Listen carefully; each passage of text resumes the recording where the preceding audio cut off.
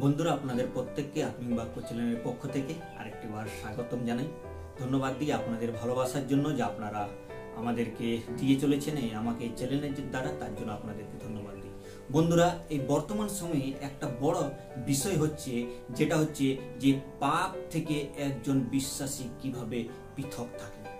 সত্যি আমরা খ্রিস্টীয় সমাজে যখন বাস করি, খ্রিস্টীয় বিশ্বাসীর সব থেকে বড় যেটা সমস্যা হচ্ছে যে পাপ থেকে দূরে থাকা বা পৃথক থাকা। একজন খ্রিস্ট বিশ্বাসীকে পাপ থেকে পৃথক থাকা দরকার, কারণ আমাদের ঈশ্বর পাপ ঘৃণা করেন। কেননা আমাদের ঈশ্বর হচ্ছেন পবিত্র ঈশ্বর, আর তিনি পাপ পছন্দ করেন না। আর তাই একজন বিশ্বাসীও আমরা সেই বিষয়ে চেষ্টা করি। একই রূপভাবে পবিত্র শাস্ত্র বাইবেল আমাদের অনেক এরকম শাস্ত্রাংশ দিয়েছেন, যার দ্বারা আমাদেরকে শিক্ষা দেয় যেন আমরা পাপ থেকে পৃথক থাকি। আর তার মধ্যে আমরা একটা বিষয়কে দেখে নেব, যেটা হচ্ছে গণনার পুস্তক তার 32 অধ্যায় 23 পদের শেষ অংশে এরূপ লেখা আছে, নিশ্চয় জানিও তোমাদের পাপ তোমাদিগকে ধরিবে। ধরিবে কথাটা যদি আমরা বিশেষ করে দেখি, এই আমাদের রক্ত মাংস শরীরে, আমাদের জীবনে পাপ শরীরে পাপ স্বভাবগুলো আমাদের মধ্যে থেকে যায়। আর তাই সেই পাপ স্বভাবগুলোকে আমাদের চরিত্র সেই চুম্বকের মতো ধরতে চায়, কিন্তু আমাদের এই পাপময় শরীর আমাদেরকে পাপ থেকে পৃথক থাকতে দেবে না।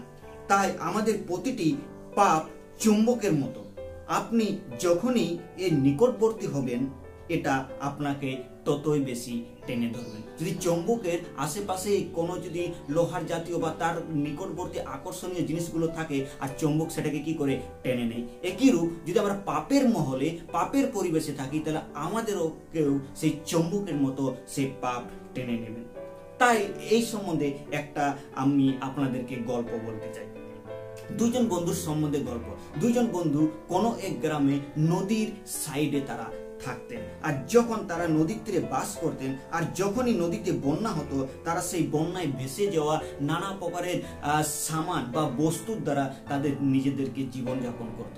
আর তারা সেই ভালো ভালো বস্তুগুলো, নদীর বন্যাতে যা কিছু ভেসে আসতো, গরু ছাগল হোক, যা কিছু ভেসে আসতো বা ভালো ভালো কোনো কিছু জিনিস ভেসে দ্বারা সেগুলো তারা টেনে করে নিয়ে আসতো, আর তাদের জীবনযাপন করতো। তারা এরকম অনেক আনন্দ ছিল। একবার আবার নদীতে বান আসে, আর দুই বন্ধু তারা সেই নদীতে যান। আর যখন তারা গেলেন, আর সেই নদীর তীরে তারা দেখলেন বন্যায় ভেসে একটা কালো বড় কম্বলের মতো বস্তু ভেসে আসে। আর তখন একজন বন্ধু দৌড়ে গিয়ে সেই উঁচু জায়গা থেকে সেই কম্বলের উপর ঝাঁপ দিলেন। আর যখন সেই কম্বলের উপর ঝাঁপ দিলেন সে, আর সেই কালো কম্বল তাকে কি করলো, চেপে ধরলো, আর তাকে টেনে ধরে সেই জলের মধ্যে ডোবাতে থাকলো। তখন তার আরেকজন বন্ধু তাকে ডাক দিতে থাকলো যে, বন্ধু বন্ধু, তুমি ওই কম্বলটার উপরে ডুবে যাচ্ছ, তুমি সেখান থেকে বার হয়ে এসো, তুমি সেই কম্বলটা ধরো না, তুমি চলে এসো। আর তখন তার বন্ধু সে দূর থেকে ডাক দিচ্ছে যে, বন্ধু বন্ধু, আমি তো এই কম্বলটাকে ছাড়তে চাইছি, কিন্তু এই কম্বল আমাকে আর ছাড়ছে না। প্রিয় বন্ধুরা, সেরূপ আমাদের জীবনও পাপ। আর জানেন সেই কম্বলটা কি ছিল? সেই কম্বল আর সেই কম্বল ছিল না, সেই কম্বলটা ছিল ভালুক। আর ভালুক যখনই কোনো মানুষকে পাবে, সে কি ছেড়ে দেবে? সে ভালুক কি করলো, তাকে টেনে ধরলো আর তার জীবনকে শেষ করলো। বন্ধুরা, এই বর্তমান সময়ে একই রূপ ভাবে আমাদেরও প্রতিটি পাপ সেই ভালুকের মতো। প্রথমে আপনি এর প্রতি আকৃষ্ট হবেন, দেখে শুনে খুব সুন্দর লাগবে, যেমন মদ্যপান, ধূম্রপান, বেবিচার, এগুলো আপনাকে প্রথমে প্রথমে করতে ভালোই লাগবে। আর আপনি বলবেন, এই একটু করবো, একটু মদ পান করবো, একটু মদ খাই না, কিছু হবে না, একদিনের ব্যাপার, কিছু ক্ষতি হবে না, একদিন একটু সিগারেট খাই না, কোনো অসুবিধা হবে না।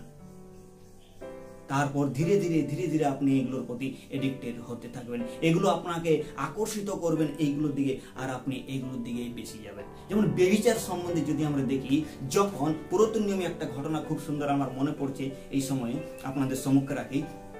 যখন বালাক রাজা যখন দেখলেন যে ইসরায়েলরা যখন মিশর থেকে বার হয়ে আসছে, আর যেখানে তারা যাচ্ছে সেখানে তারা অন্যদেরকে হারিয়ে এবং তারা জয়ী হয়ে যাচ্ছেন, আর তখন বালাক রাজা যখন দেখলেন, আর তখন তিনি ভয় খাই গেলেন, আর তখন তিনি বিলিয়ামকে ডাকলেন। আর বিলিয়ামকেও যখন তিনি ডাকলেন, আর সেও ইসরায়েলদেরকে আশীর্বাদ দিচ্ছে, তাদের মধ্যে কোনো খুঁত পাচ্ছে না, তাদের মধ্যে কোনো দোষ পাচ্ছে না, তাদেরকে হারাবে কিভাবে সে চিন্তা করতে পারছে না, কেন তারা অনেক শক্তিশালী ছিল। আর তখন বালাক রাজা একটা কাজ করেন, সে কি করছে, মোয়াবী স্ত্রীদের সঙ্গে সে ইসরায়েলদেরকে বেবিচারে পতিত করছে। আর সেই মোয়াবীয় স্ত্রীরা, লেখা আছে গণনা পুস্তকে, মোয়াবীয় স্ত্রীরা কি করছেন, তাদেরকে নিয়ে গেলেন আর তাদের মূর্তির কাছে তাদের নমন করলেন, আর তারা বেবিচার করলেন, আর তার দ্বারা ঈশ্বর তাদেরকে শাস্তি দিলেন। প্রিয় বন্ধুরা, সেই পাপের, বেবিচার এবং পাপ এবং মন্দতা, এই মদ্যপান, এই ধূম্রপান, এগুলো সব আমাদের জীবনকে একদিন ক্ষতি করে, আর পাপের দিকে আমরা আবার বেশি চলে যাই। কিন্তু আমরা যদি দেখি এই অভ্যাসগুলো আমাদের জীবনে থেকে যায় আর আমাদের জীবনকে শেষ করে দেয়, সেই চম্বুকের মতোই একইরূপভাবে আমাদেরকে সেই পাপ আকর্ষিত করে। কিন্তু প্রভুর একজন দাস সে খুব সুন্দর একটা কথাকে বলেছেন যে পাপের প্রতিজ্ঞাগুলি খুব সুন্দর, কিন্তু এর পরিণাম নিষ্ঠুর, এর পরিণাম হচ্ছে শেষ ফল, এর পরিণাম হচ্ছে মৃত্যু। তাই তো রোমিও তার 6:23 খুব সুন্দর বলেছেন, কেননা পাপের বেতন মৃত্যু। তাই বন্ধুরা, আসুন আমরা সেই পাপময় জীবনকে ছাড়ি, সেই পাপময় অভ্যাসকে ছাড়ি, এবং সেই ধরনের মানুষ থেকে, সেই ধরনের পরিবেশ থেকে যেন আমরা দূরে থাকি। যদি এগুলো থেকে আমরা দূরে না থাকি, তাহলে আমরা সেই চম্বুকের আকর্ষণে সেই চম্বুকের মতো আমাদেরকে সেই পাপ টেনে নিতে পারে, আর আমাদের জীবন ঈশ্বর থেকে দূরে চলে যাবে, আর আমাদের জীবন ক্ষতি হবে। তাই আসুন আমরা পাপ থেকে পৃথক থাকার জন্য আমার জন্য সেগুলোর থেকে দূরে থাকি। তাই হিতোপদেশ একটা বাক্য খুব সুন্দর বলেছেন, যেটা হিতোপদেশ তার 4:14 এবং 15 বলেছেন, সেটা পড়ে আমি আপনাদের কাছে রাখতে চাই। 14 পদ, দুর্জনদের মার্গে প্রবেশ করিও না, দুর্বৃত্তদের পথে চলিও না, তাহার নিকটে দিয়া যাইও না, তাহা হইতে বিমুখ হইয়া অগ্রসর হও। আসুন বন্ধুরা, আমরা সেই দুর্জনদের মার্গে, সেই দোষীদের মার্গে থেকে যেন আমরা প্রবেশ না করি, যেন সেই দুর্বৃত্তের পথে যেন আমরা না চলি, আর যেন আমরা সেখানে না দাঁড়াই। যদি গীত সংগীতা তার 1 গীতে দেখি, সেখানে লেখা আছে, ধন্য যাহারা পাপীদের পথে দাঁড়ায় না এবং মন্দ লোকেদের মন্ত্রণায় তারা চলে না। যদি আমরা বিশেষ করে গীত সংগীতা তার 1 গীতে দেখি, সেখানে খুব সুন্দর সেই ব্যক্তিকে বলেছেন যে ধন্য সেই ব্যক্তি যে দুষ্টদের মন্ত্রণায় চলে না, পাপীদের পথে দাঁড়ায় না, নিন্দকদের সভায় বসে না। আসুন আমরা পাপ থেকে পৃথক থাকি এবং পাপের কার্য থেকে দূরে থাকি। তাই ঈশ্বর আমাদেরকে আশীর্বাদ করবে। ছোট্ট চিন্তাধারা দ্বারা ঈশ্বর আমাদের প্রত্যেককে আশীর্বাদ করবে।